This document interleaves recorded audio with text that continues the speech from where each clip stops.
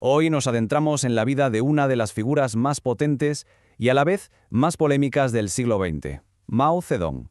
Y todo empieza con una pregunta que parece sencilla pero es enorme. ¿Cómo es posible que una sola persona llegue a transformar por completo un país con millones de habitantes? Bueno, pues esa es la clave para entender no solo a Mao, sino a la China de hoy. Para empezar, vamos a ver el principio de todo. ¿Cómo fue ese camino que llevó a Mao hasta la cima del poder? Fíjate, Mao no venía de una familia rica ni poderosa, nacía en una familia campesina. Y ahí está una de las claves de su éxito. Mientras otros pensaban que la revolución se hacía en las fábricas de las ciudades, él se dio cuenta de que el verdadero motor del cambio en China estaba en el campo, en su inmensa población campesina. Y toda su estrategia se basó en esa idea. Vale, pero ¿cómo luchas contra el gobierno, que tiene un ejército mucho más grande? Pues con inteligencia. Mao se convirtió en un maestro de la guerra de guerrillas. Esto significa usar grupos pequeños, muy móviles, que atacan y se esconden, aprovechando el terreno. Así poco a poco fueron desgastando al ejército nacionalista, hasta que consiguieron vencerlo. Y con esa victoria llegó el momento que lo cambió absolutamente todo para China. Llegamos a 1949. Imagina la escena.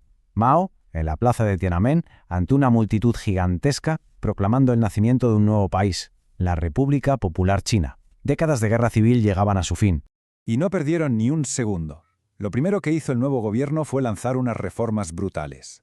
Por un lado, una reforma agraria.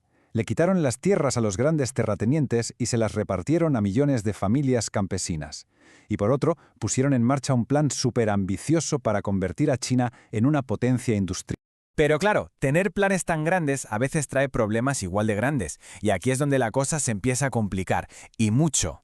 En 1956, Mao lanzó una campaña con un lema muy poético, la campaña de las 100 flores. La idea era, en teoría, invitar a la gente a criticar al gobierno para así poder mejorar.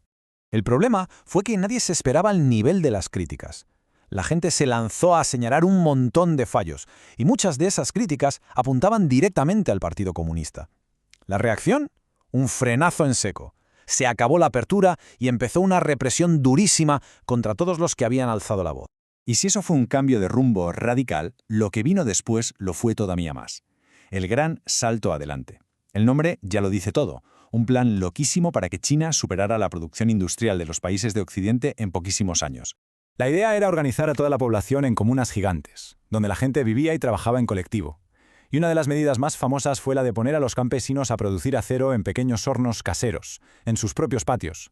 El resultado de este experimento fue, sencillamente, una catástrofe. Sacar a la gente del campo para ponerla a hacer un acero de malísima calidad provocó el colapso de la agricultura. Y eso llevó a una de las peores hambrunas de la historia de la humanidad. Murieron millones de personas.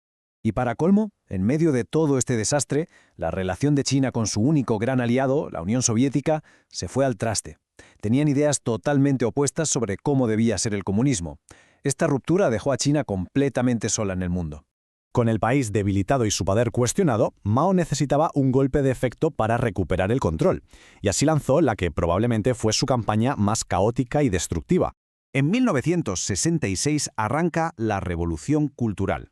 El objetivo oficial era purgar el país de influencias capitalistas y de sus rivales políticos, pero en la práctica fue un llamamiento a los más jóvenes para que se rebelaran contra todo el establecido, contra la autoridad, para purificar la revolución.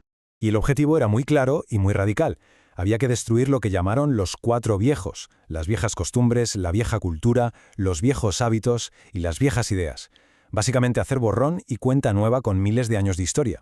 Lo que siguió fue una década de caos absoluto. Grupos de jóvenes, los llamados guardias rojos, se dedicaron a atacar todo lo que oliera a tradicional o a burgués. Se cerraron colegios y universidades, se quemaron libros, se destruyeron templos y obras de arte.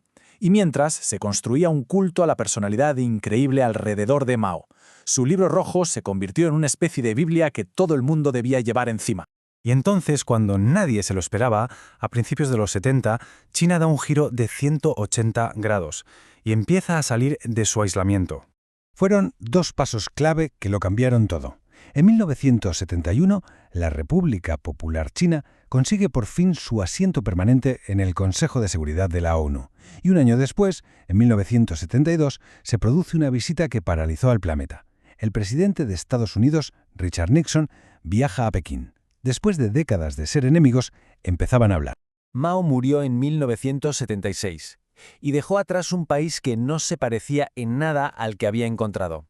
Pero el precio de esa transformación fue altísimo. Su legado es una de las cosas más complejas de analizar. Por un lado, es innegable que unificó China y puso las bases para convertirla en una potencia industrial. También hubo avances en la alfabetización y la sanidad. Pero por otro lado, sus políticas provocaron hambrunas y muertes por millones. La represión política fue brutal y se perdió una parte importantísima del patrimonio cultural del país.